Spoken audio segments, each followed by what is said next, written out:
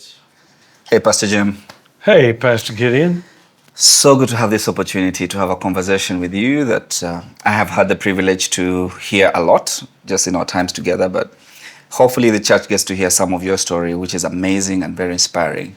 Now, what are some things you thought this church would become? What is the vision you thought this church would become that ended up being way more than you expected? What are some of the things you thought versus the reality right now about Crossroads Fellowship?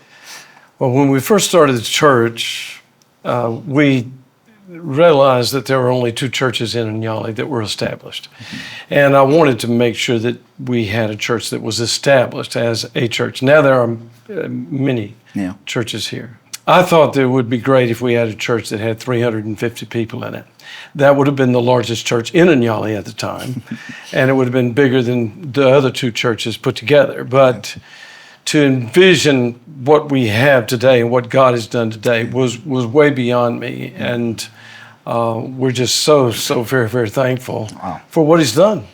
When you first came to the church, 2013, what did you think? A couple of things. Number one, young, energetic, very dynamic, vibrant, and just a beautiful property. I thought this is the kind of church that is intentional to reach the kinds of people that live in this place. English speaking indeed, but the worship was contemporary and very dynamic and engaging, and then the place was beautifully done. Have there been any moments where maybe just one particular serious low point where you are like, either I'm done, or this thing is not happening, or I'm getting out of here? One low point when I didn't think the church was going to make it, never had that. Okay. What I did have was low points when I almost died due to a colonoscopy that went bad. Susie was almost killed in the house that we were living in at the time. We were robbed on a Friday evening of everything that we used for Sunday morning worship. Wow.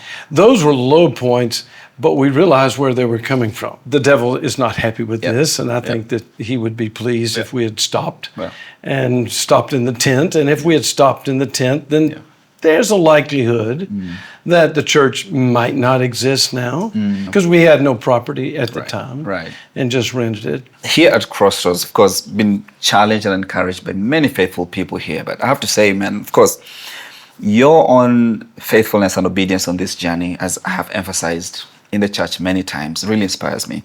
The fact that you came to Kenya and you lived in Tiwi and all that, and then finally came back here and planted Crossroads Fellowship, just that faithfulness and obedience, I find that very, very inspiring.